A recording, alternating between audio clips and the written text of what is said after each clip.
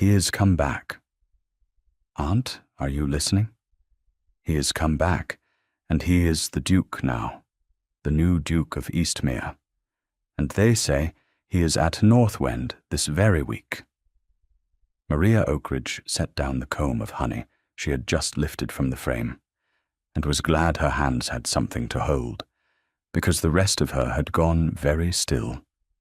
Her niece stood in the doorway of the still room, with her bonnet askew from running, bright with the importance of being first with the news, and she did not yet know, could not know, that she had just said the one sentence in all the world that could reach into the quiet her aunt had spent 20 years building, and put a crack clean through it. "Which he, Lucy?" Maria said, and her voice came out even, which surprised her. "There are a great many men in the world. You will have to be more particular." "The Duke, the new one. Old Eastmere died at last, you know, and the cousin before him in the spring, both within the year, and the title has gone right past everyone to a soldier, a younger son, who was never meant to have it at all. He has been abroad these 20 years, with the army. And his name, Aunt." Lucy paused for effect, because she was 18 and loved a story, and had no idea she was holding a knife. "His name is Roland. Lord Roland, that was. Is it not the most romantic thing? A soldier who goes away with nothing and comes home a duke. 1 second, 2, 3. "It is a great deal of luck for him," said Maria, and turned back to her bees. She did not faint, and she did not weep, and she did not drop the honey, and she was proud of all three for the rest of the day. She finished the frames. She capped the jars. She sent Lucy home to her mother with a pot of the new honey and a message about Sunday, and she stood a long while afterward in the cool, dim, still room, with the hum of the hives coming through the wall, and let herself understand, slowly and completely, that the man she had loved when she was 22 and 20, the man who had taken everything bright in her and carried it off to a war and never sent it back, was 12 miles off across the fields she could see from her own door. Roland. Come home a duke. Come home at all. She was 42 now. She had made, in the long meantime, a life she was not ashamed of, and that was no small thing for a woman with no husband, and no fortune, and no looks to speak of past the first bloom. She kept bees, and the honey was known 3 parishes round, and brought in money that was her own. She kept a garden that fed her and half the cottages near when the winters bit. She was the one they sent for when a confinement went wrong, or a child would not mend, because she had a steady hand and a steadier head, and had sat up more bad nights than the doctor. She read in the evenings, good books, her father's, the one inheritance the ruin had left her. She was respected, and useful, and free, and if there was a particular ache that came on certain evenings when the light went gold over the fields, and the house was very quiet, she had long ago decided that an ache was a thing a person could live alongside, like a stiff knee, and need not make a tragedy of. She had made her peace with solitude. She had made it deliberately, and at cost, the way one makes peace after a long war, by giving up the territory one cannot hold. The territory she had given up was hope, and she had not regretted the treaty, because the alternative had been to spend her whole life waiting at a window for a man who was never coming. And she had seen women do that, grow old and sour at the glass, and she had refused it. She had turned from the window. She had planted the garden and bought the bees and become someone, instead of remaining forever the girl a man had not come back for. And now he had come back. To understand what that cost her, and why she did not run across 12 miles of field that same evening. You must understand what had happened 20 years before, when the world was a different shape, and Maria Oakridge had not yet learned the difference between hope and a window. They had met in the ordinary way, in the small society of a country district, when she was 20 and he was 24, and the second son of a family grander than her own, but not so grand that the two could not stand in the same room. Her father was still alive then, and not yet ruined, a gentleman of modest land and immoderate optimism. Roland was a younger son, which in those days meant a man with a name and no money, bound for the army, because the army was where younger sons were sent to make a way or die trying. He had no expectation of the title. 2 healthy lives stood between him and it, his father and his elder brother, and a younger son does not count on his family dying. And Roland had counted on nothing but his own 2 hands, and what they might earn him with a sword. She had loved him almost at once, and been ashamed of how fast, and tried to be sensible about it, and failed. He was not handsome in the way the word is usually meant.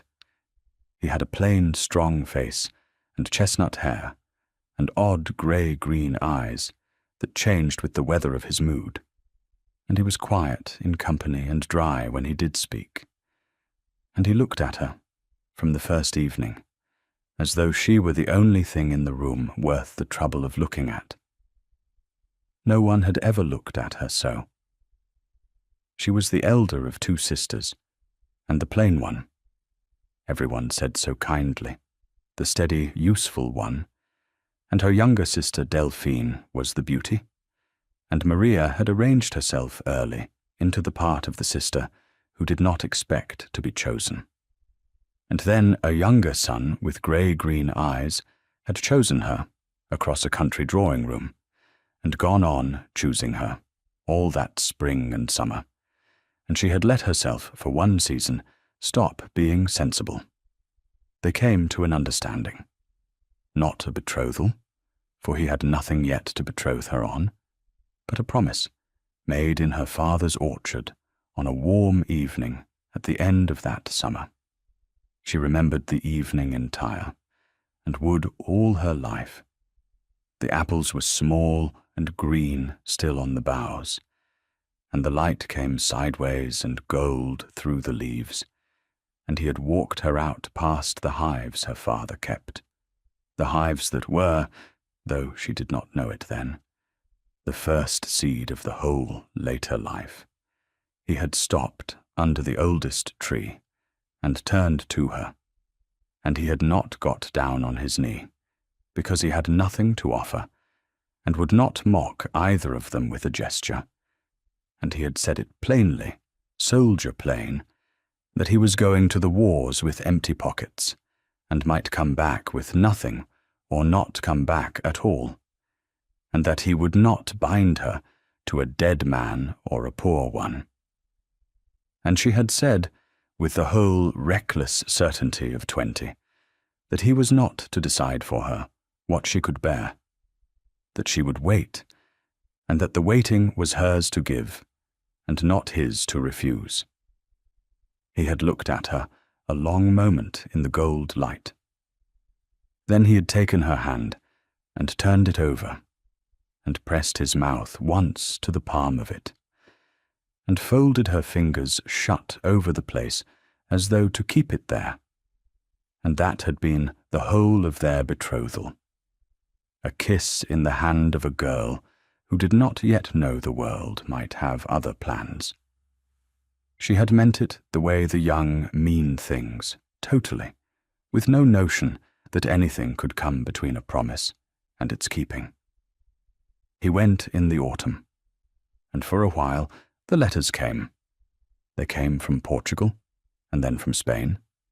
Soldiers' letters, full of mud and marches and small dry jokes, and under the jokes a steadiness that was better than any flourish, a man telling her, without saying so, that he carried her with him. She answered every one. She lived between them, from packet to packet, and the waiting was hard, but it was a clean hardness, a thing with an end in sight, because he was alive, and he wrote, and the war could not last forever. And then, in the second year, the letters changed, and then they stopped. The change was small at first, a coolness, a brevity, and she told herself it was the campaign, the exhaustion, the distance. Then a longer silence. And then the letter that ended it. It was in his hand, or a hand so like his that she never thought to doubt it. It was kind, which was the worst of it. It said that the war had altered him, that he had seen things that made a man unfit for the hopes of a softer time, that he had formed, he would not lie to her, an attachment to another, the daughter of a fellow officer, and that he released her from any promise she might feel bound by, and begged her to forget him and be happy, and signed himself her friend. She had read it 4 times standing up, and then sat down on the orchard step, where they had made the promise, and not got up again for a long while. She had written back once, a short letter, wishing him well, because she had her pride even then, and would not beg. And she had heard nothing more, ever. And within the year her father's affairs had collapsed, and there was the ruin to live through, the sale, his death, and somewhere in the middle of all that the news came round the district that Lord Rowland's regiment had gone on to other fronts, and that he was much changed and not expected home, and Maria had folded the whole bright season away like a gown one has grown too old to wear, and become the woman who kept bees. What she did not know, sitting on the orchard step, with the kind cruel letter in her hand, was that Rowland, 1,000 miles off, in a tent that smelled of canvas and rain, had some weeks earlier received a letter in her hand, or a hand so like hers that he never thought to doubt it, telling him that she had thought better of a soldier's uncertain prospects, that her family pressed her toward a match of substance, that she was to be married before the year was out, and that she begged him for both their sakes to release her, and not to write again. He had read it once, and then folded it very small and put it in his breast. And he had not released her in words because he could not make his hand form them, but he had stopped writing because a man does not press his letters on a married woman, and he had turned, with a coldness that served him well in his trade, to the only thing left that asked nothing of his heart, which was the war. He had been a reckless officer after that, the kind that lives by accident, and he had risen because reckless men who live are useful, and he had spent 20 years believing that the steadiest girl he ever knew had taken one look at his empty pockets and chosen money, and that the fault in trusting her had been his own. 2 letters, neither of them written by the hand that signed it. That was the whole of it.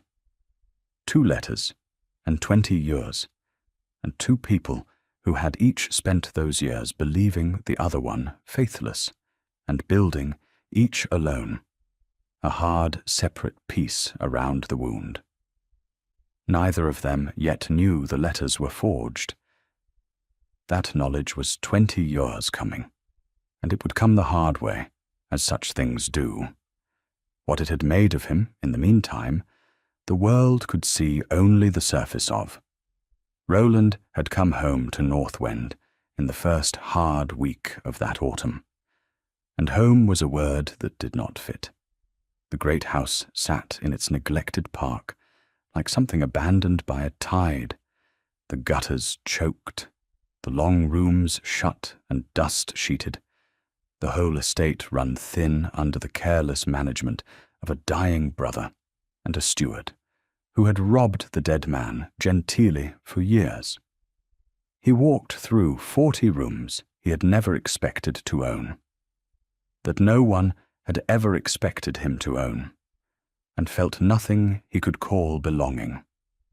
He had earned everything he valued at the point of a sword among men who slept in mud, and the title had come to him by the simple accident of 2 coffins, and he wore it the way a man wears another man's coat, conscious always of the wrong fit. His cousin felt the fit was wrong, too, and said so, in the pleasant glancing way of a man who believes the property ought morally to have been his. Gervase was the next heir, a smooth, comfortable gentleman of 40, who had spent the dukedom in his imagination for years, while 2 lives, and then only 1, stood in his way. And the arrival of a soldier cousin out of Spain had cost him a fortune he had already mentally spent. He came to Northwend within the month, ostensibly to welcome, in fact to measure, and over a poor dinner in the one warmed room he turned the talk with great delicacy to the future. "You will marry, of course," Gervase said, swirling the indifferent wine. "The line wants securing. A man in your position cannot be too long about it. The world counts the months. There are several very suitable young women, I could name them. A duke of 8 and 40 wants a wife of 20. It is only sense. An heir does not wait on sentiment." He smiled. "Unless, cousin, you mean to leave things as they fall, in which case the rest of us must simply be patient." Roland understood the whole of it, that his cousin would be glad of an old bachelor duke who got no son, that every year he stayed unwed or childless was a year nearer the title falling to Gervase, and that the pleasant pressure to go and marry some girl of 20 was, underneath, the opposite wish, wearing courtesy's coat. He said only that he would marry when he found a reason to, and not before. And Gervase took his leave well, pleased, reading the answer as the reluctance of a confirmed soldier, which suited his arithmetic admirably. What neither his cousin, nor his great-aunt, nor any soul in the district knew, was the single fact that had walked into Roland's chest the first hour he was home, and would not walk out. That the beekeeper across the fields, the woman the neighborhood spoke of with such respect, the steady Miss Oakridge who had never married, was the girl from the orchard. He had believed for 20 years that she had thrown him over for money. The believing had been a stone he carried, and he had built his hardness around it, the way an oyster builds round grit. And now the stone made no sense at all, because a woman who had thrown a poor soldier over for a rich match would, by every law of the world, have made the rich match, and she had not. She had grown old alone with bees, and a woman did not do that for money's sake. The arithmetic would not come out. It had not let him sleep since the day he learned she was there. And so, against his pride, against his hardness, against the stone, he had taken his aunt's carriage and gone. He came to see her within the week.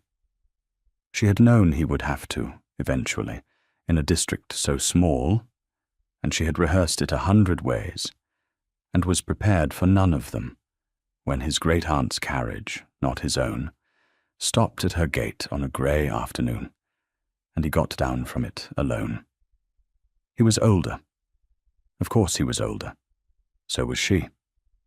But she had been carrying a man of 24 in her memory for 20 years, and the man at her gate was 48, broader, harder used, grey come into the chestnut at his temples, a soldier's stillness on him now, where there had been a young man's quickness.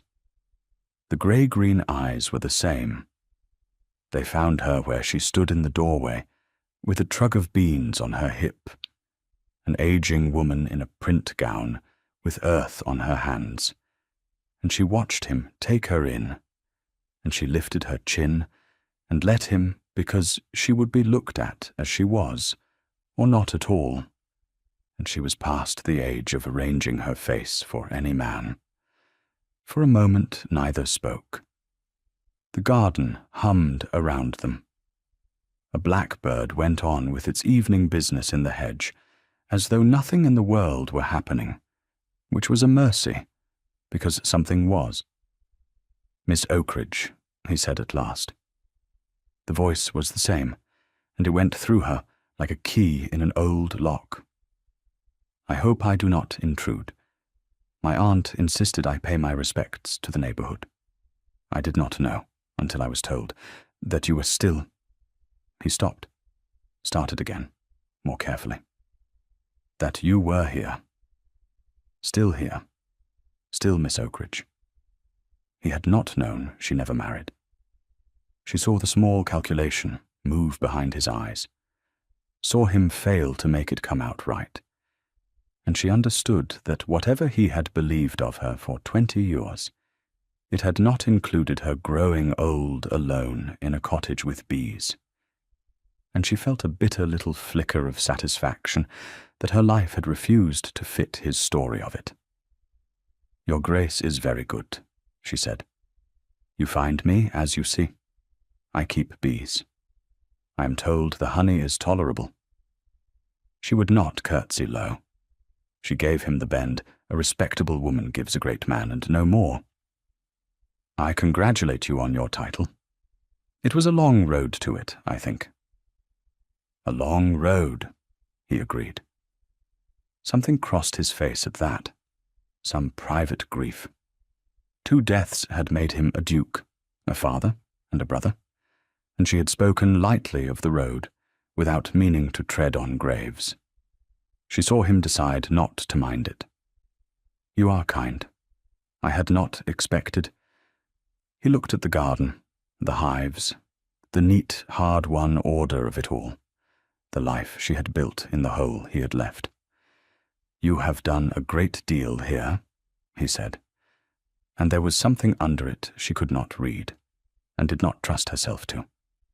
"One does what one can," said Maria, "with what one is left." It was not meant as a blow, but she watched it land as one, watched him take the small, precise hit of it, with what one is left, and she was not sorry. There was 20 years of unsent anger in her, and it had to go somewhere, and it was going, in small, cold, civil pieces, into the most courteous conversation 2 people ever had over a garden gate. He stayed 10 minutes.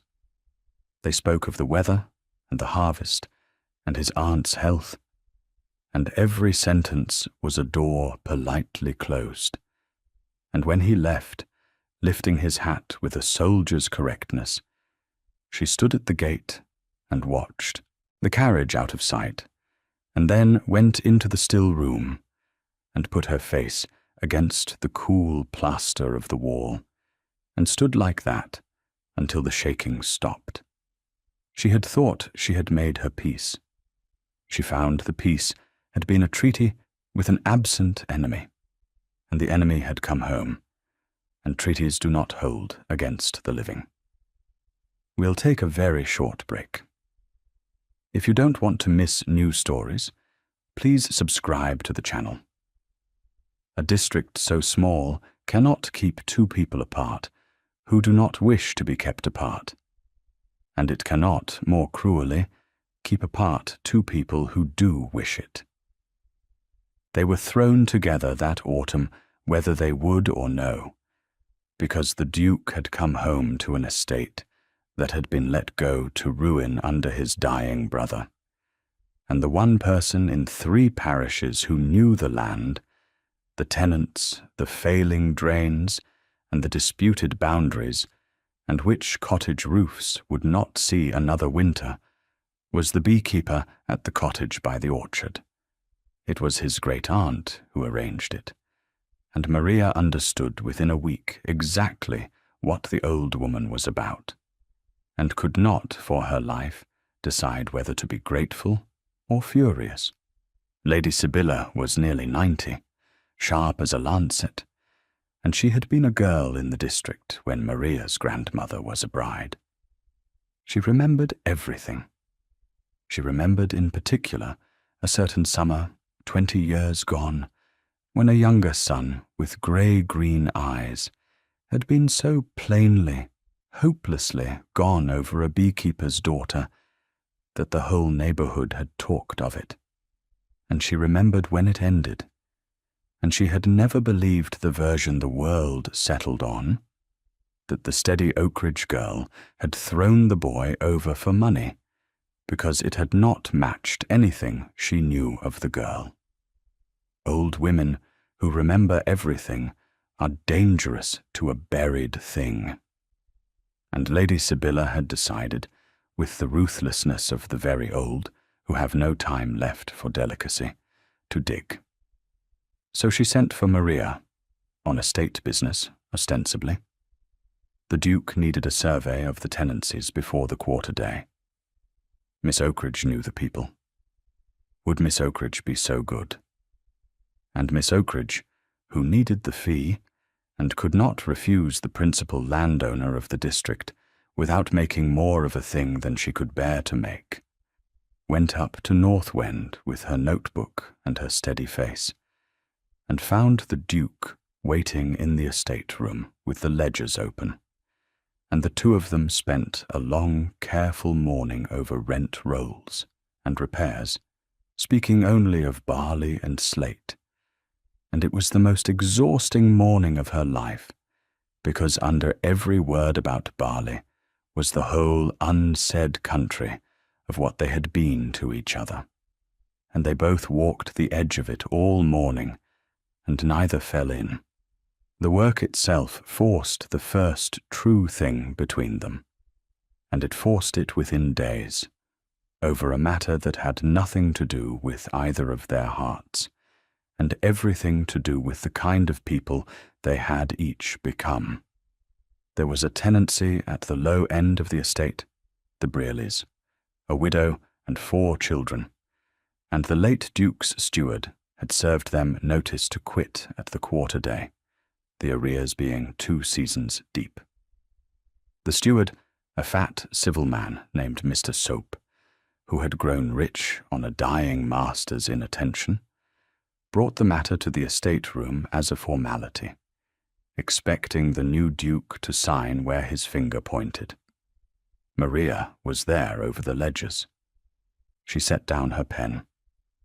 "The Brearleys are not in arrears through idleness," she said. "John Brearley drowned in the spring flood, pulling another man's beast out of the race. The widow has kept 4 children, and the rent paid to within 2 seasons on a dead man's holding, which is more than this office managed for the old Duke by these books. If your Grace turns her out, he turns out the cleverest small farmer left on this land, and he does it on the word of a steward who has charged the estate for a new barn roof at Cope's farm 3 years running, and there is no new roof at Cope's farm. I was there on Tuesday." The room went very quiet. Mr. Soap's civil colour drained and then flooded. He began with dignity to be insulted. Roland held up one hand and stopped him, and turned to Maria, and asked her 3 questions, short soldier's questions, about the roof, the dates, the books, and she answered each one, flat and exact. And at the end of the 3rd he sat back and looked at his steward for a long moment, with the particular attention of a man who has spent 20 years deciding very fast whom to trust with his life. You will bring me the accounts for Cope's farm before noon tomorrow, Roland told the steward, and the receipts for 3 barn roofs, and you will not trouble the widow Brearley again until I have read them. Mr. Soap went out a smaller man than he came in, and within the fortnight he had resigned his post to avoid a worse end, and the estate began slowly to mend, because someone had at last told its master the truth, and its master had been a soldier long enough to know the sound of the truth when he heard it. Afterward, alone in the estate room, Roland looked at Maria across the ledgers, with something new in his weathered face. You would have made a formidable officer, he said. You saw his flank before I did. I have lived among these people 20 years while you were away winning your battles, she answered, gathering her papers. Someone had to mind the ground. She did not say while you were away as a reproach, quite, but it sat in the room a moment, the 20 years, the absence, and she let it sit because she was done pretending the years had not happened. And so she saw was he. It became a habit those mornings, because the work was real and took weeks. And in the doing of real work, side by side, the careful doors began, against both their wills, to come ajar. It was in the 3rd week that the first crack showed in the story each had lived by, and it showed by accident, over a question of nothing. They had ridden out to a far tenancy, she on the estate's quiet cob, he on his own horse, to look at a boundary in dispute, and the matter was settled in an hour, and they were turning home through a lane gone gold with the turning year. And he said, not looking at her, in the tone of a man probing an old wound to see if it still ached. You never married then? No, said Maria. I had understood, he said, carefully, that you were to, before the year was out, that it was settled. She drew rein. The cob stopped, and his horse stopped, and the lane was very quiet, and she looked at him across the small space between the 2 horses, with a frown gathering between her brows. Settled by whom? She said. I was never to be married, Your Grace, before that year, or any year. There was no match. There was no man. There was nothing to settle, for there was no money and no offer, and after a certain letter reached me, no heart for it either. Where did you come by such an understanding? He had gone very still in the saddle, the soldier's stillness, the stillness of a man who has just heard the ground shift under a thing he has stood on for 20 years. From you, he said. I had it from you. A letter, in your hand. You wrote that your family pressed you toward a match of substance, that you had thought better of a soldier's prospects, that you were to be married, and begged me to release you and write no more. I wrote no such letter. Her voice was low, and it did not shake, but the lane had tilted around her. I never wrote it. I would have cut off my hand first. Roland, I wrote you that I would wait, and I waited, and the only letter that ended anything was yours. Yours, in your hand, telling me the war had changed you, and you had formed another attachment, the daughter of an officer, and that you released me, and I should forget you, and be happy. I have it still. God help me. I have kept it 20 years. I never wrote that, he said. There was no daughter of any officer. There was never anyone. There has never in 20 years been anyone but... He stopped. The 2 horses shifted. A leaf came down between them, gold turning, and neither watched it fall. Maria, he said, and it was the first time he had used her name, and neither of them marked it then, for they were both staring at the same impossible shape rising out of the past. Maria, if you did not write your letter, and I did not write mine, then who did? And there it was, laid bare in a gold lane on an autumn afternoon, the thing that had eaten 20 years. That they had each been faithful, both of them, all along, that neither had abandoned the other, that 2 letters in 2 forged hands had reached across a war and parted 2 people who had never, for 1 hour, stopped being true. It was the cruelest thing either had ever known, and it was also, in the same breath, the lifting of the cruelest thing. And they sat their horses in the lane, and could not speak for the size of it. She did not go to him. He did not come to her. They were not young, and a wound 20 years deep does not close, because its cause is named. It only, at last, begins to be a clean wound instead of a poisoned one. But something had changed in the lane that could not change back, and they both knew it, and they rode home in a silence entirely unlike the silences before, a silence with a question burning in the middle of it. And the question was not, "Do you love me?" For that was suddenly, terribly answered. The question was who. In the days after the lane, with that question burning unanswered between them, the careful formality they had kept up for weeks fell away, because it could not survive the knowledge that they had both been faithful. They were not lovers again. They were 2 middle-aged people picking through the rubble of a thing, trying to learn what was still standing.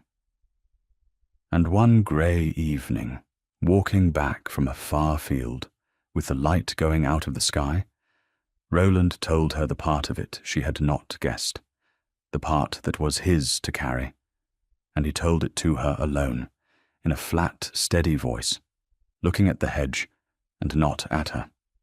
"When I had your letter," he said, "the one I now know you never wrote, I stopped minding whether I lived. I want you to understand what that meant in my trade. A man who does not mind dying is reckoned brave. He is given the worst work, the forlorn hopes, the breaches, and he does them because what is there to lose? I did a great many things in those years that the world called gallant, and gave me steps in rank for, and not one of them was courage. It was none of it courage. It was a man walking into fire because he had been told the one thing that made the fire seem warmer than going home. My whole reputation, the career that in the end carried me up to this title I never wanted, is built on a lie your sister told. I rose because I did not care to live. That is the man you are looking at. I would have you know it before you look at me any longer." Maria walked a little way in silence. The first stars were out. She thought of the orchard, and the steady young man who had carried her with him to the wars, and the reckless stranger the letter had made of him. And she understood that the forgery had not parted 2 people only. It had killed 2 people and left 2 others to wear their names. "Then we are even," she said at last, quietly. "For I did not walk into fire. I did the other thing, which is no braver. I shut the window and called it peace. And a great deal of what I have built these 20 years, the bees and the garden, and the usefulness, fine as it is, I built partly so that I should never have to feel again what that letter made me feel. We have both spent 20 years not living, Roland, in our different ways. The only difference is that yours got you a dukedom, and mine got me good honey." Something moved at the corner of his mouth, the first near smile she had drawn from him in 20 years, and it undid her more than grief could have, and she looked away at the stars until she had herself again. But the lifting of the old wound did not lift the present trouble, and the present trouble had a face, and the face was handsome and discontented, and belonged to her sister. Lady Sibylla gave a dinner at North Wend that month to bring the new Duke before the county, and the county came in its curiosity, and the evening became, for Maria, an education in exactly how the world meant to read her. She had been asked because she had become indispensable about the estate, and she went in her one good gown, and she felt the temperature of the room the moment she entered it. The matrons of the district had already settled the story among themselves, that the beekeeper had got her hooks into a duke gone soft in the head from foreign wars, an aging spinster presuming on a girlhood acquaintance, and it was spoken in the language such things are always spoken in. The kind glance, the lowered voice, the loud praise of some blooming girl of 18 offered up pointedly within Maria's hearing, as the sort the Duke would naturally choose. She bore it. She had borne worse, and she had a face for it, 20 years in the making, and she gave them nothing to carry home. Delphine carried the campaign. She arrived radiant with purpose, her daughter Lucy beside her, in a new gown the household could not afford. And she spent the evening steering the bewildered girl into the Duke's path with a persistence that would have been comic had it not been so cold. Lucy by the Duke at dinner. Lucy asked to sing. Lucy's accomplishments praised at carrying volume.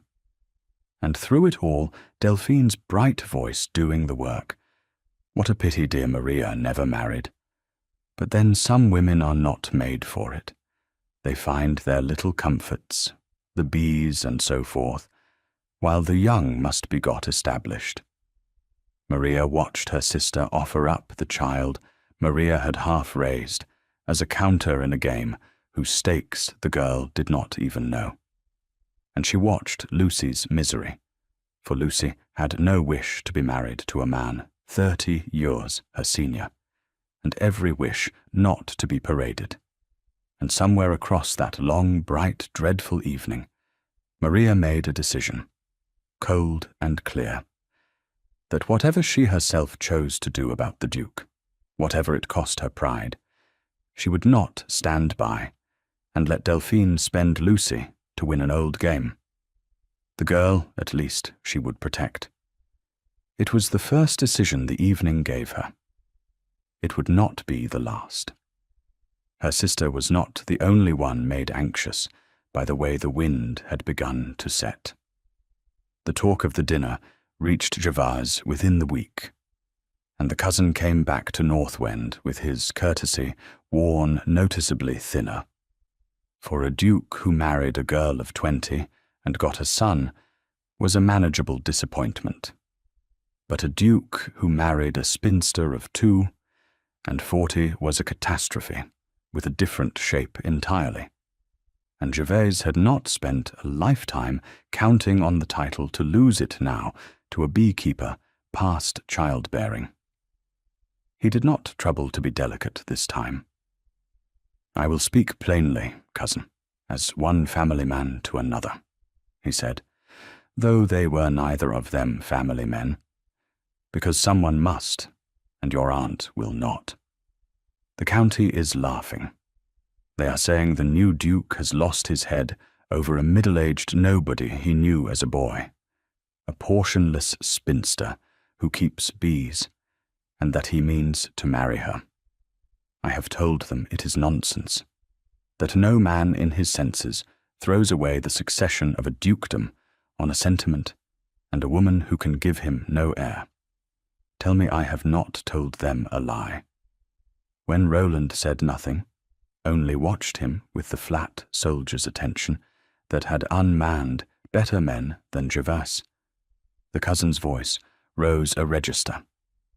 Think what you do. There is the title, the name, 300 years of it. You would let it pass to me, to my boys, by default, for the sake of a few years' company with a woman the world has finished with. It would be the act of a man unhinged. I say it for your own sake. You say it, Roland answered, for the sake of my dying childless, which you have wanted from the hour I came home, and which I begin to think I should arrange purely for the pleasure of disobliging you. He stood. You may tell the county whatever you please. You may count on the title or not, as suits you. But you will not again, in my house, call that lady a woman the world has finished with, for she has done more useful work in this district in 20 years than your whole line has done in 300, and the world is not finished with her. It has only, like you, never troubled to look at her properly. Good day, cousin. Gervase went, and the threat of the empty cradle and the lost line went with him. And it was a real threat, and Roland weighed it honestly in the weeks that followed, and found, somewhat to his own surprise, that it weighed nothing at all. What settled it for him was a night he was not meant to see, the night old Hester Coomb's grandchild came wrong into the world.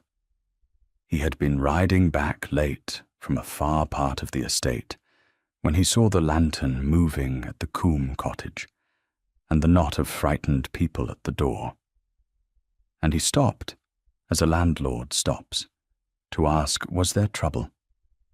And they told him the doctor was 12 miles off at another bed, and the child would not come, and the young mother was failing, and that they had sent for Miss Oakridge, who was already within. He might have ridden on. There was nothing for a duke to do at such a door. He got down instead, and stood in the dark yard among the tenants. And through the small lit window he watched her work. He watched Maria Oakridge save 2 lives with her sleeves rolled to the elbow, and her voice low and certain in the terrible little room, watched her turn a frightened girl's panic into obedience by the sheer steadiness of her, watched her do with her 2 hands and her cool head a thing the whole science of the age could not have done faster, and bring, near dawn, a living child into a quieted room. He watched the tenants' faces in the lantern light as they waited on her word, and he saw that they did not regard her as the county regarded her, a spinster to be pitied or a fortune hunter to be watched. They regarded her as the most important person in their world, which on that night she was. When she came out at last into the grey yard, spent, wiping her hands, and found the Duke of Eastmere standing among her neighbours in the cold dawn where he had no business to be, she stopped, and the 2 of them looked at each other across the trampled mud. And neither said a word, and a great deal passed. He rode home as the sun came up, and knew with the finality of a man who has decided whom to trust with his life, that his cousin could have the title and welcome, and the county could laugh until its sides ached, and that he would marry that woman if she would have him, though it cost him the name and the line and the good opinion of every soul in 3 counties, because he had spent 20 years among the brave, and had only that night, at a poor cottage window, seen the genuine article, and a man does not find the genuine article twice. The answer to who was a person Maria did not want it to be, and she fought knowing it for a fortnight, because to know it was to lose something she had thought she still had, which was a sister. She had not been close to Delphine in years. the beauty of the family, had married, at 21, a baronet named Crail, Sir Walter Crail, a dull, rich, heavy man, and had become Lady Crail, and had got from the match exactly the consequence she had wanted, and nothing else she might have wanted, and had grown, across 20 years of consequence without contentment, into a woman with a beautiful, discontented face and a tongue that found the tender place in everyone, and pressed it pleasantly, smiling. She lived 4 miles off, in a house too large for her happiness, and she had one daughter, Lucy, the bright, heedless girl who ran with the news. And Lucy was the one warm thing that passed between the 2 sisters, for Maria had half raised her, had given the lonely, overlooked child of a cold marriage the welcome her own mother had not the warmth to give, and loved her as near to a daughter as a childless woman is allowed. It was Delphine who had been there 20 years ago. Delphine, who had access to the post, who franked the family letters, who could copy a hand, for she had always been clever with a pen, cleverer than her sister, and idle, and full of a jealousy no one had thought to take seriously, because she was the beauty, and what had the beauty to be jealous of? But Maria, forcing herself at last to remembered things she had let lie, remembered Delphine's strange brightness that 2nd year, her eagerness for the post, her odd consoling triumph when the bad letter came. There, you see, you are well out of it. A soldier with nothing. You are far too good. Remembered that Delphine had also loved Roland. In the careless, covetous way, she loved anything her sister had, and had been refused his notice, and had not been a woman to forgive being passed over for the plain one. It fit. It fit so well and so horribly that Maria was sick with it, and still she might have left it buried out of the cowardice that calls itself keeping the peace, had the proof not come into her hands by a road she never foresaw. It came by Lucy. The girl had been helping her mother turn out an old escritoire, a wet afternoon's work, and in a jammed drawer behind another drawer she had found a packet of letters tied in faded ribbon, and being 18 and incurable about anything that looked like a secret, she had read them before she thought, and what she read had frightened her so badly that she had brought the whole packet straight across 4 miles of mud to the one person she trusted in the world, her aunt. "I do not understand them, Aunt," she said, white-faced, the packet held out in both hands as though it burned. "They are in your writing, some of them. Only I do not think you wrote them.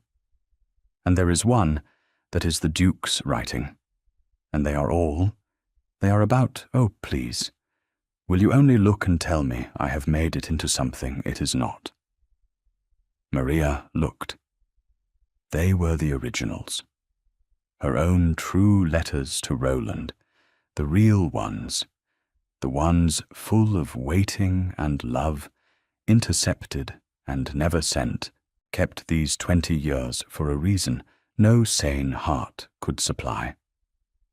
And with them the drafts, the practice sheets, a younger Delphine's hand labouring to become Maria's hand, to become Roland's hand, line after line of it, the forger's patient apprenticeship, and at the bottom the fair copies that had been kept back when the cruel finished letters went out into the world to do their work.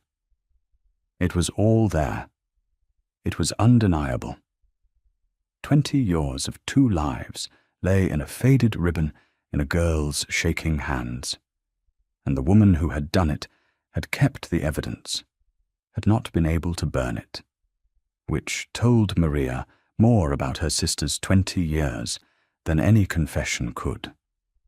For only the guilty keep the thing that would hang them, out of some terrible need to keep the truth alive somewhere, even as they bury it. You have made it into nothing it is not, Maria said very quietly, and put her arm around the frightened girl, because whatever was coming, the child should not carry it alone. You have been braver than you know to bring me this. Now you must let me carry it, Lucy. It is mine to carry. It was always mine. There was a thing she had to do before she would let herself go to Roland with the proof, and it was the hardest thing in the whole long business, harder than the gold lane, harder than the cottage gate. She had to face her sister, not for vengeance. She found, looking into herself, that she did not want vengeance, that 20 stolen years had burned the wanting of it out of her, and left only a great weariness and a need to hear the thing said aloud by the mouth that had done it. She went to Delphine alone, in the too large house, in the cold, handsome morning room, with the ribboned packet in her bag, and she shut the door, and she laid the letters on the table between them without a word. Delphine looked at them. Her beautiful, discontented face did not crumple. It did something worse.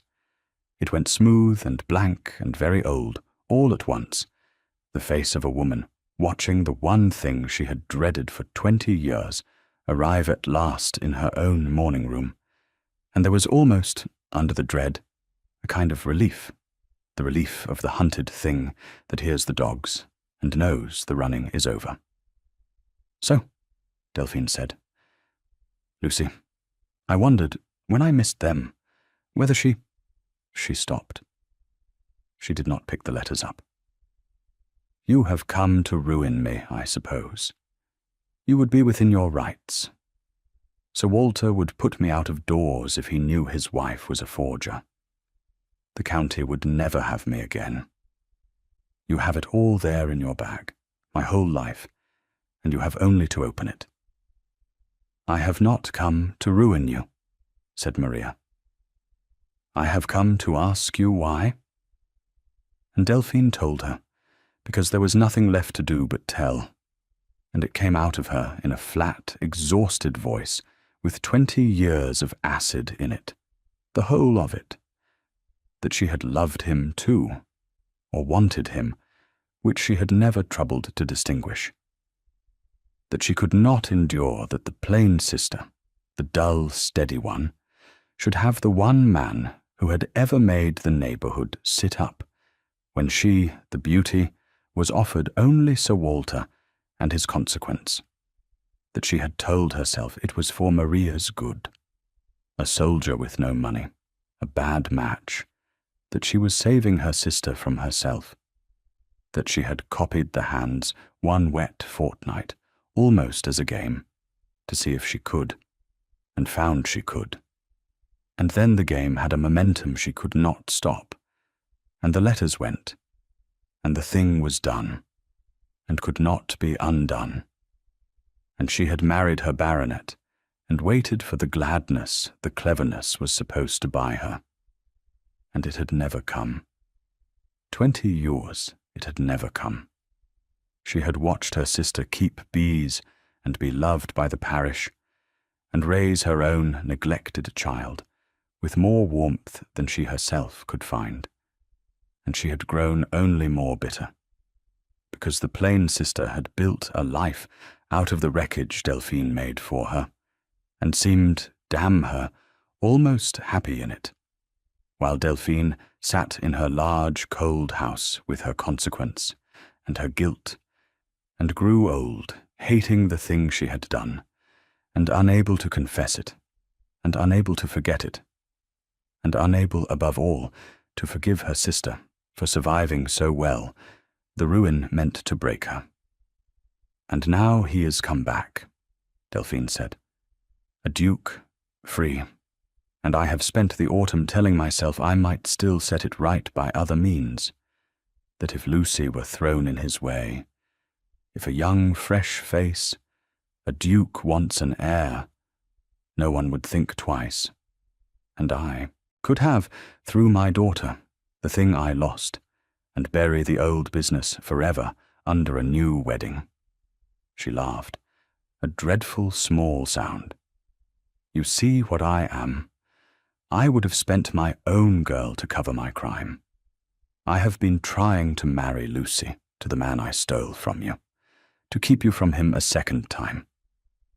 That is what 20 years of it has made of me. She looked up, and her eyes were dry, which was the worst thing in the room. Go on, then. Open the bag. I have been waiting 20 years for someone to make me stop.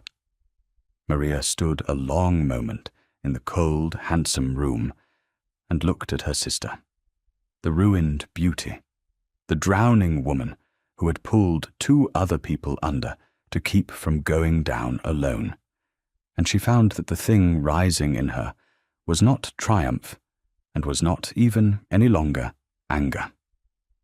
It was grief, plain grief, for all of it, for the 3 lives the wet fortnight had cost, her own and Roland's and Delphine's own. For Delphine had not escaped the wreck either. She had only thought, 20 years ago, that there was a way to win that did not cost the winner, and there never is. I am not going to open the bag, Maria said. I am not going to tell Sir Walter or the county. Not for your sake, Delphine. I will not pretend it is for your sake. For Lucy's. The girl has done nothing, and she loves you. God knows why. And I will not make her the daughter of a public disgrace to satisfy a justice that will not give me back a single one of the years you took. But hear me. You will not go near him with that child again.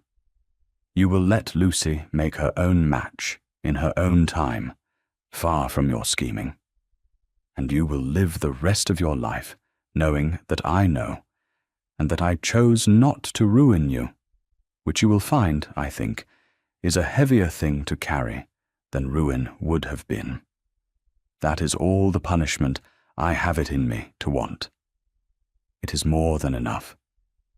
She took up the packet, the true letters and the false, and she went out, and she left her sister sitting alone in the large cold room, with 20 years of consequence, and no one in the world to tell.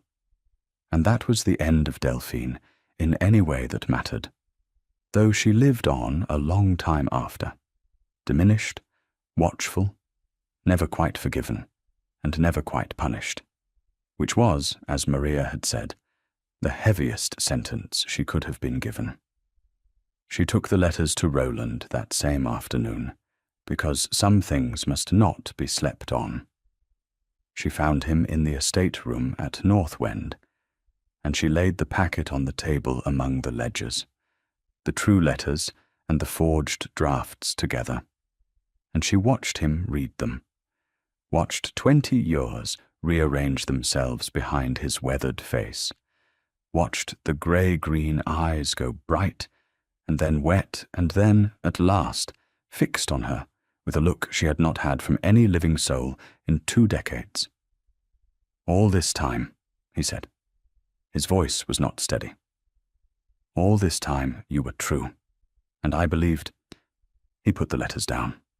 His hand was not steady either.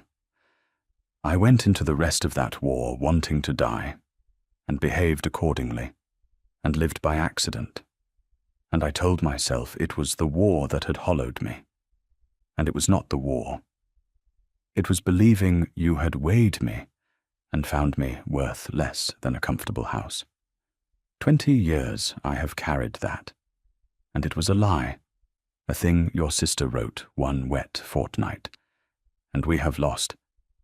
He could not finish it. He did not need to. The arithmetic was in the room with them, large and unpayable. We have lost the years, Maria finished for him, gently, because one of them had to say it, and her voice was the steadier. Yes, we have. I will not let either of us pretend we have not. I am 42, Roland. You are 48. The orchard where you made me that promise belongs to other people now, and my father is dead, and your brother, and the young man, and the young woman who stood in it are as gone as if they had died, because in a way they did. The lie killed them, and we are what grew after. I have made my peace with that. I made it long ago, before I knew it was a lie. I do not know how to unmake it, and I'm not sure I should try. Maria.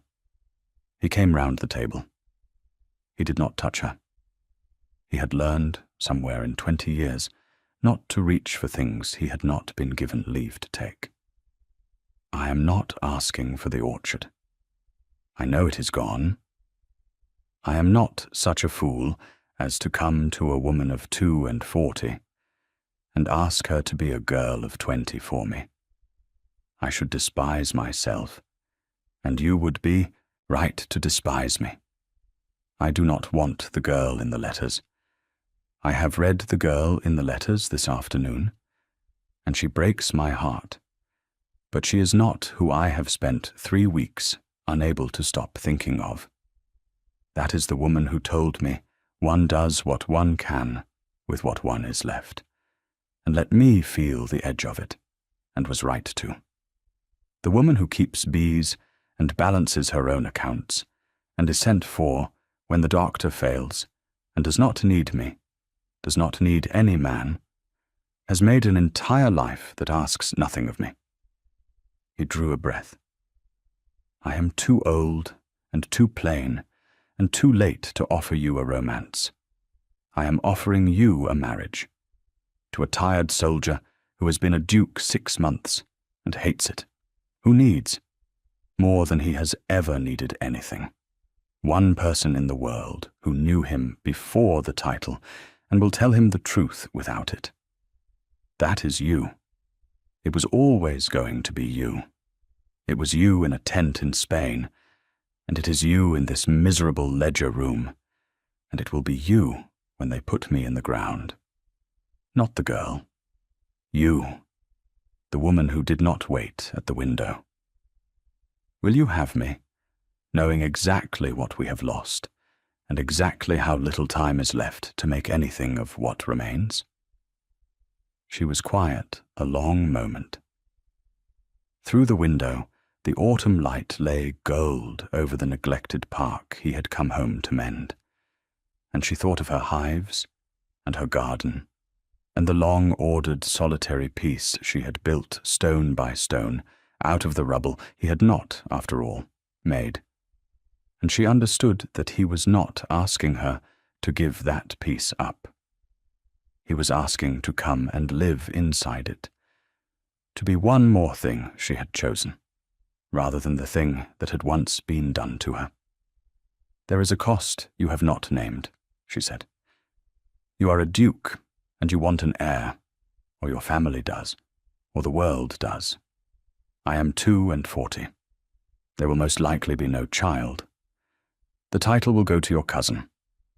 You will have married, at the world's reckoning, beneath you, and too late, and to no dynastic purpose, an aging spinster with bees. They will say you ran mad in the wars. Have you counted that? I have counted it, he said.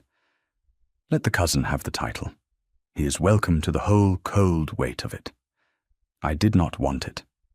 I wanted, my entire life, one true thing, and I had it once, and it was stolen. And I am not going to stand in this room and lose it a second time to the opinion of people I do not respect about an heir I do not care for. If we are given a child, I will be glad. If we are not, I will have you, which is the thing I asked the world for and never got, and I will not call a life that contains it a life of no purpose. Count it counted. It weighs nothing against you. 1 second, 2, 3. Roland, she said. His name, the second time, given now and not flung. She had not said it tenderly in 20 years, and her voice remembered how before her mind did. Yes, I will have you, not the Duke. I care nothing for the Duke, and never did, as you may recall. The tired soldier, who hates his title, and needs the truth, told him. Him I will marry, and gladly, and I will tell him the truth every day of his life, beginning now, which is that he has made me weep standing up in a ledger room at my age, and I have not the least intention of forgiving him for it. And the Duke of Eastmere, who had crossed Spain and Portugal and 20 empty years to arrive at a beekeeper's hard-won peace, put his weathered face down against her earth-stained hand where it lay on the ledgers, the way a man bows to the one altar he believes in, and did not say anything at all, because there are arrivals that silence is the only fit language for, and this was one.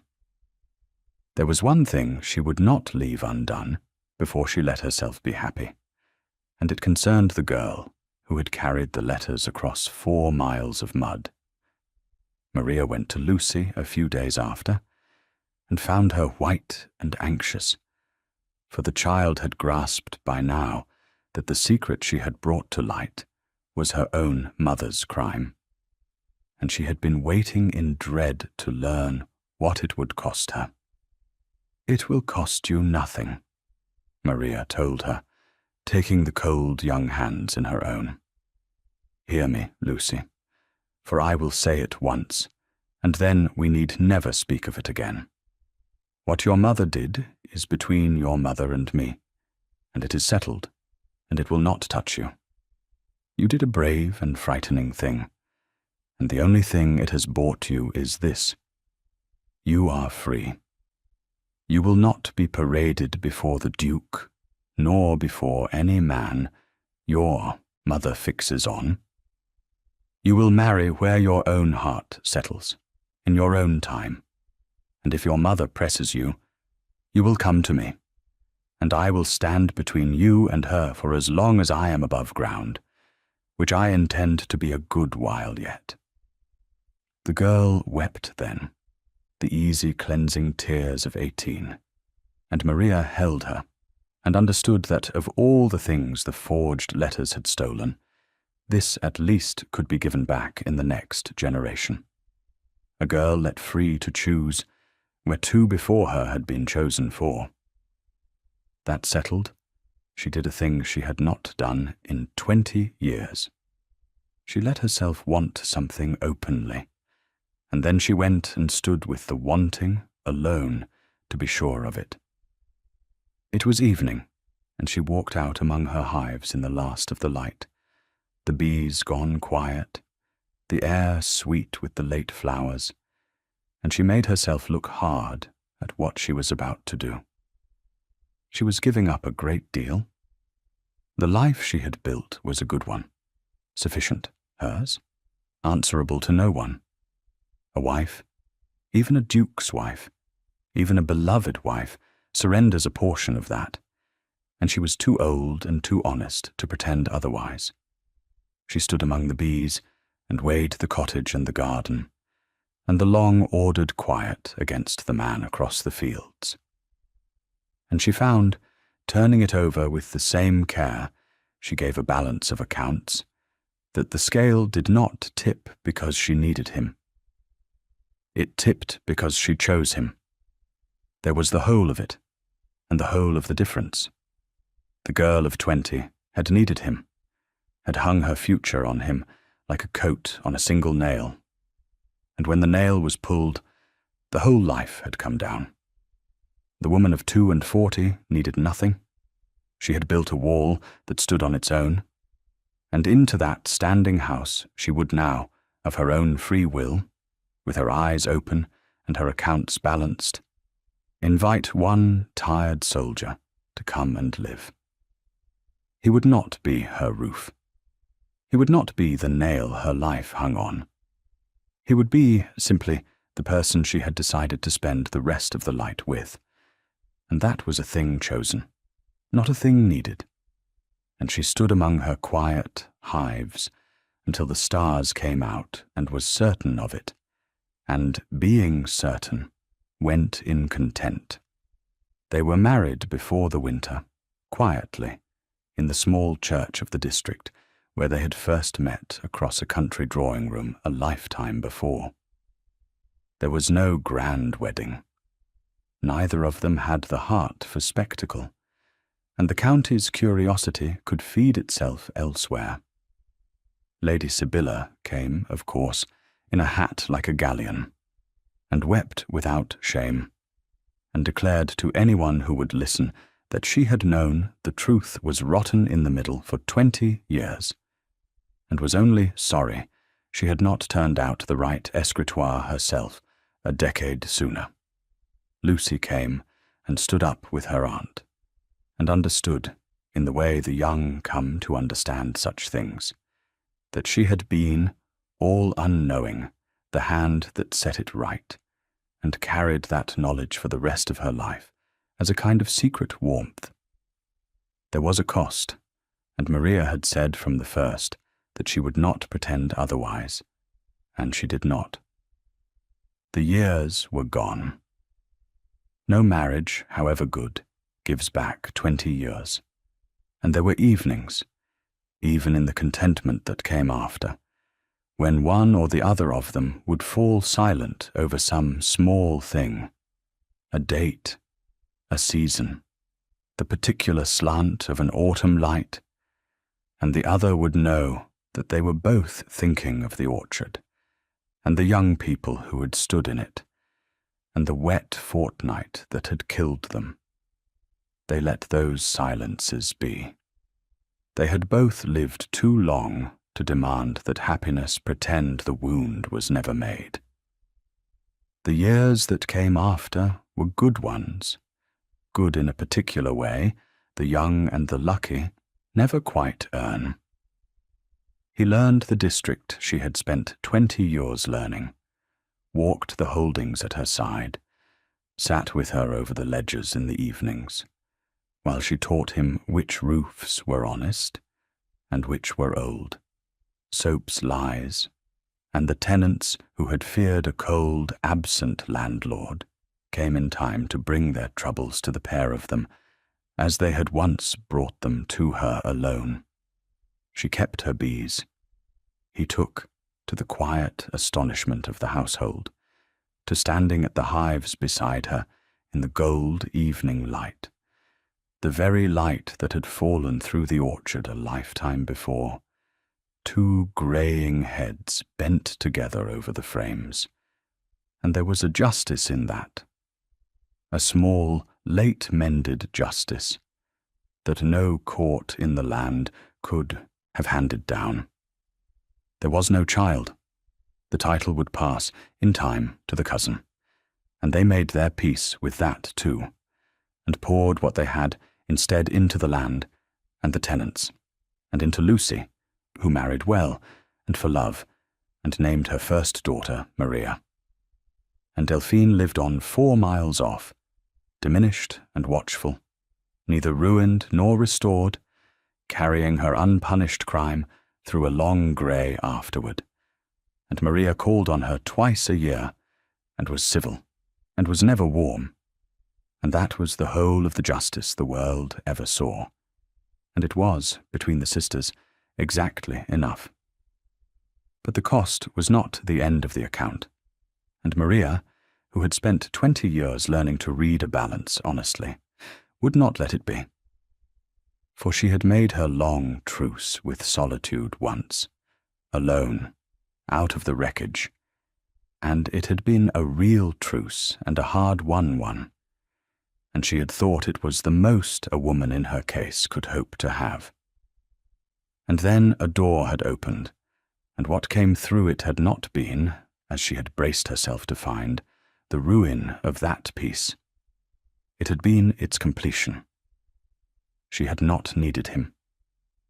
That was the thing she came to treasure most, in the warm, late years that followed, more even than the love itself, that she had built a whole sufficient life with her own 2 hands, and had not needed any man to make it whole, and that out of that sufficiency, not out of any hunger, she had chosen him freely, knowing the cost.